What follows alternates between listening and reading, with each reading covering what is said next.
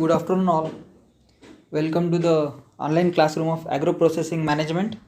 So, today is our first practical of agro processing management. So, in the first practical, we will study of setting up an agro industry. So, in the first practical, we will see which are different steps included while setting up an agro industry. So, first of all, first stage in the setting of an agro industry is identification of project idea, market analysis, technical and financial analysis, identification of sources of funds, government aid and monitoring and control. तर कोणतीही agro industry किंवा कोणतीही private industry जेव्हा आपण सुरू करतो तेव्हा कोणत्या कोणत्या गोष्टी आपल्याला कराव्या लागतील हे आपण या प्रॅक्टिकलमध्ये डिस्कस करणार आहोत. तर सर्वप्रथम आहे आयडेंटिफिकेशन ऑफ प्रोजेक्ट आयडिया.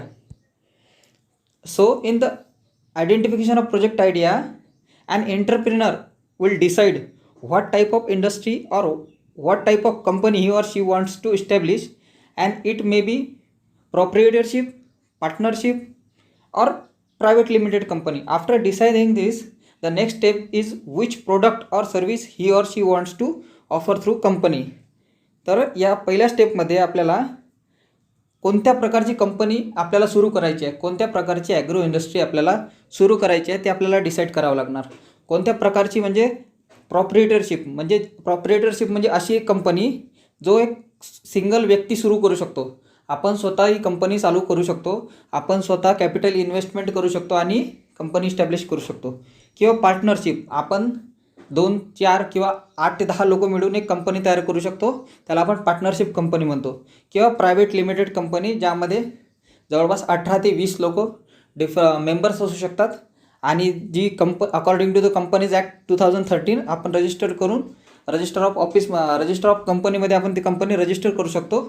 तर आपल्याला कोणत्या प्रकारची कंपनी सुरू करायची आहे तर ते आपण सुरुवातीला डिस्कस करू. एक वेळा आपण निश्चित केले की आपल्याला पार्टनरशिप कंपनी सुरू करायची की प्रायव्हेट लिमिटेड कंपनी सुरू करायची आहे, त्यानंतरचा आपला दुसरा निर्णय महत्त्वाचा असतो की आपल्याला कोणता प्रोडक्ट किंवा कोणती सर्व्हिस आपल्याला ऑफर करायची आहे कस्टमर्सला किंवा पर्टिक्युलर मार्केट सेगमेंटला. तर पहिल्या स्टेपमध्ये आपण काय केलं की आयडेंटिफिकेशन ऑफ प्रोजेक्ट आयडिया. आपल्याला कोणत्या प्रकारची कंपनी इस्टॅब्लिश करायची आहे आणि आपल्याला कोणता प्रोडक्ट सोसायटीला ऑफर करायचा आहे. त्यानंतर येतं मार्केट ॲनालिसिस. आपण एक वेळा आपली कंपनी कोणती टाकायची ते निश्चित केलं, कोणता प्रोडक्ट आपल्याला सेल करायचा आहे किंवा त्याची मार्केटिंग करायची आहे ते आपण निश्चित केलं. त्यानंतर येतं मार्केट ॲनालिसिस. कोणतीही कंपनी सुरू करण्याच्या आधी आपण सर्वात महत्त्वाचं करतो ते म्हणजे मार्केट ॲनालिसिस. कारण मार्केट ॲनालिसिस केल्यानंतरच आपल्याला कळणार की तो प्रोडक्ट त्या मार्केटमध्ये चालणार की नाही किंवा त्याची विक्री होणार की नाही. So in the market analysis, once project idea is identified, the next step is market analysis. The market analysis will made of a range of factors relevant to particular situation under review, but it would normally include market size, market segment, customer mix, competition, distribution channels. म्हणजे marketing analysis करताना आपण वेगवेगळ्या गोष्टी लक्षात घेतो. म्हणजे आपण जिथे कंपनी इस्टॅब्लिश करणार आहे तिथे मार्केट साईज किती राहणार. मार्केट साईज जनरली कस्टमर्स, आपण फार्मर्स जास्तीत जास्त कस्टमर राहतील ॲग्रो बेस इंडस्ट्रीजला, तर त्यामुळे मार्केट साईज काय राहणार, मार्केट सेगमेंट काय राहणार, कस्टमर मिक्स कसा राहणार, कोणत्या कोणत्या प्रकारचे कस्टमर तिथे राहू शकतात त्या सेगमेंटमध्ये. त्यानंतर कॉम्पिटिटर, आपण जे कंपनी टाकत आहोत त्याच प्रकारची दुसरी कंपनी असणार तर कोणते कोणते कॉम्पिटिटर आहे आणि त्याचा काय परिणाम होणार हे मार्केट ॲनालिसिसमध्ये केलं जातं.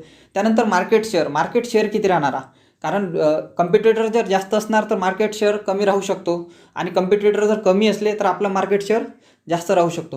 म्हणजे कंपनी इस्टॅब्लिश करण्याच्या आधी आपल्याला मार्केट ॲनालिसिस करणं महत्त्वाचं असतं. तर आपण आता आयडेंटिफिकेशन ऑफ आयडिया केलं आणि मार्केट ॲनालिसिस झालं. त्यानंतरची स्टेप आहे टेक्निकल अँड फायनान्शियल ॲनालिसिस.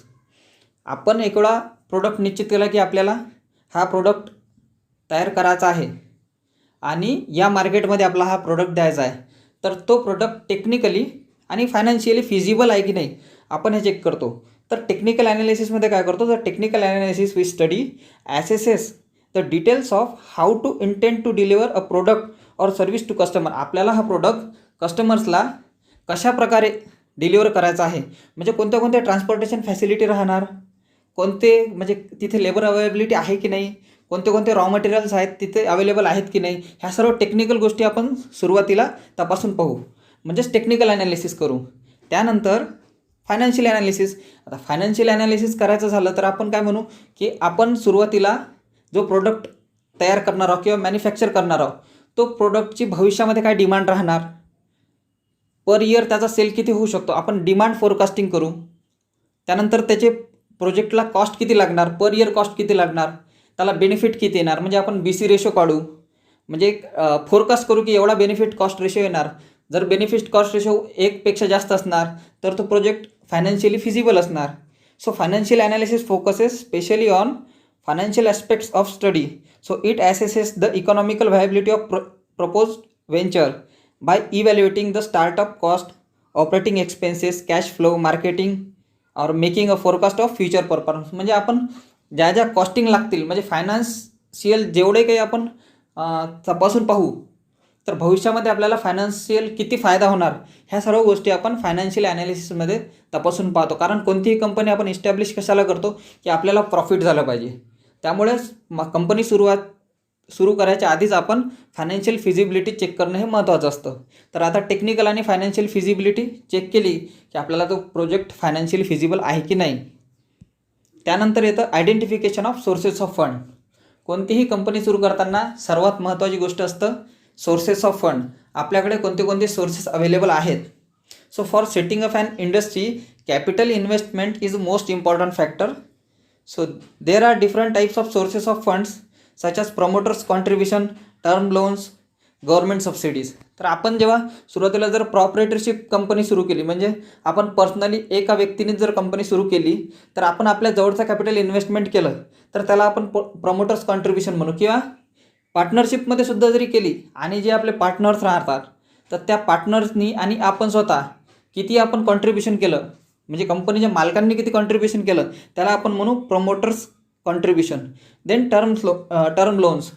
जर जे वेगवेगळ्या प्रकारचं लोन दिलं जातं, हे वेगवेगळ्या कॉपरेटिव्ह बँक्स थ्रू किंवा गव्हर्नमेंट बँक्स थ्रू किंवा वेगवेगळ्या ज्या इन्स्टिट्यूशन आहेत, फायनान्शियल इन्स्टिट्यूशन आहेत, त्या लोन प्रोव्हाइड करतात.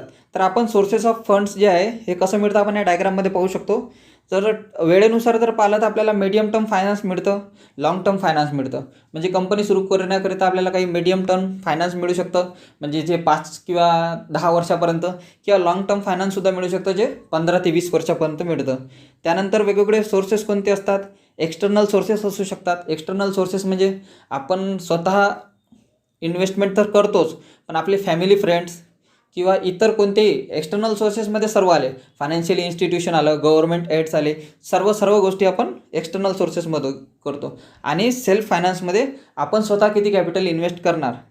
तर सोर्सेस ऑफ फंड हे वेगवेगळ्या प्रकारचे असू शकतात. आपण ते लोनद्वारे घेऊ शकतो, गव्हर्नमेंट सबसिडीज घेऊ शकतो, किंवा आपण स्वतः कॅपिटल इन्व्हेस्टमेंट करू शकतो. तर सोर्सेस ऑफ फंड हे महत्त्वाचे असतात. कोणतीही कंपनी सुरू करताना आपल्याला कोणते कोणते सोर्सेस राहणार आपल्याकडे अवेलेबल हे पाहणं सर्वात महत्त्वाचं असतं. त्यानंतर गव्हर्नमेंट एड, म्हणजे आपण हे आता डिस्कस केले की कोणते कोणते. आता मग एक वेळा आपण आयडिया डिस्कस केली, त्यानंतर कोणता प्रोडक्ट आपल्याला ऑफर करायचा आहे हे निश्चित केलं, मार्केट ॲनालिसिस केलं, त्याचं टेक्निकल आणि फायनान्शियल फिजिबिलिटी आहे की नाही हे सुद्धा चेक केलं. आता हे सर्व चेक केल्यानंतर आपल्याला करावं लागतं प्रोजेक्ट प्रपोजल तयार. आणि प्रोजेक्ट प्रपोजल तयार करताना ज्या गव्हर्नमेंटच्या वेगवेगळ्या स्कीम्स असतात हे आपल्याला पाहावं लागतील की कोणत्या स्कीम्स आहेत, कोणत्या इंडस्ट्रीवर आपल्याला किती % सबसिडी मिळू शकतं, ह्या सर्व गोष्टी पाहायला जाणार. So government provide several incentives to setting of an agro industry like financial grant, income tax facilities and different permissions required for setting up an industry. तर आपल्याला कोणतीही कंपनी इस्टॅब्लिश करताना वेगवेगळ्या प्रकारचे आपल्याला सर्टिफिकेशन लागणार, वेगवेगळ्या प्रकारचे आपल्याला गव्हर्नमेंटकडून परमिशन लागतील. म्हणजे आपण ग्राउंड लेवलपासून जर विचार केला तर एखाद्या रुरल एरियामध्ये एखादी आपण स्मॉल इंडस्ट्री टाकत आहोत, फॉर एक्झाम्पल एक आपल्याला दाल मिल सुरू करायची आहे, त्यासाठी सुद्धा आपल्याला एक अप्लिकेशन करावं लागणार. ग्रामपंचायत असणार किंवा ग्रामपंचायतला, किंवा नगरपंचायत एरिया असणार नगरपंचायतला, जिल्हा असणार तर जिल्हा लेवलला. तर जिथे आपण इस्टॅब्लिश करतो तिथून बॉटम लेवलपासून तर टॉप लेवलपर्यंत आपल्याला अप्लिकेशन करावं लागतील. गव्हर्नमेंटची प्रॉपर परमिशन घेऊन आपल्याला प्रोजेक्ट प्रपोजल द्यावं लागणार, आणि आपलं प्रपोजल एक्सेप्ट झाल्याच्या नंतर आपण कंपनी इस्टॅब्लिश करू शकतो. तर गव्हर्मेंट एडमध्ये आपण वेगवेगळे ॲप्लिकेशन पाहू की आपण प्रोजेक्ट प्रपोजलमध्ये काय काय मेन्शन करतो हे आपण यानंतरच्या प्रॅक्टिकलमध्ये पाहणारच आहोत की गव्हर्मेंट प्रपोजल आपण कसं करायचं, कसं तयार करायचं, त्यामध्ये कोणत्या कोणत्या गोष्टी इन्क्लूड असतात हे आपण नेक्स्ट प्रॅक्टिकलमध्ये पाहणार आहोत. त्यानंतर शेवटची स्टेप असतं मॉनिटरिंग अँड कंट्रोल. ह्या जेवढ्याही गोष्टी आपण केल्या, आपण एक आयडिया क्रिएट केली की आपल्याला अशा प्रकारची कंपनी टाकायची आहे, हा प्रोडक्ट ऑफर करायचा आहे, असं मार्केट ॲनालिसिस करायचं आहे आपल्याला. त्यानंतर मार्केट ॲनालिसिस झाल्यानंतर टेक्निकल आणि फिजिबल आहे की नाही हे सुद्धा पाहायचं आहे. आणि त्यानंतर गव्हर्मेंटला अप्लिकेशनसुद्धा करायचं आहे की इंडस्ट्री सुरू करण्यासाठी. ह्या सर्व गोष्टी करताना एक मॉनिटरिंग आणि कंट्रोलिंग रेग्युलरली त्या एंटरप्रिनरचं असलं पाहिजे. So continuous monitoring is done and finally project proposal is made for setting up and agro industry. आपण ह्या सर्व गोष्टी केल्यानंतर एक प्रोजेक्ट प्रपोजल तयार करू आणि ते प्रोजेक्ट प्रपोजल आपण गव्हर्मेंटकडे सबमिट करू की आपल्याला त्या कंपनीसाठी परमिशन मिळावी. तर ह्या सर्व स्टेप्स आपण पाहिल्या की setting up and agro industry किंवा कोणतीही एक इंडस्ट्री सुरू करण्यासाठी ह्या जनरल स्टेप्स असतात. हा प्रत्येक एंटरप्रिनर फॉलो करतो. तर ह्या प्रॅक्टिकल झाल्यानंतर मी तुम्हाला एक PDF शेअर करणार आहे. त्या PDF हे प्रॅक्टिकल मी जसंच्या तसं लिहिलेलं आहे थेरॉटिकल. तर तुम्हाला ते तुमच्या प्रॅक्टिकल बुकमध्ये लिहावं लागणार आणि ते नेक्स्ट प्रॅक्टिकलपर्यंत तुम्ही सबमिट करा. तर व्यवस्थित अभ्यास करा.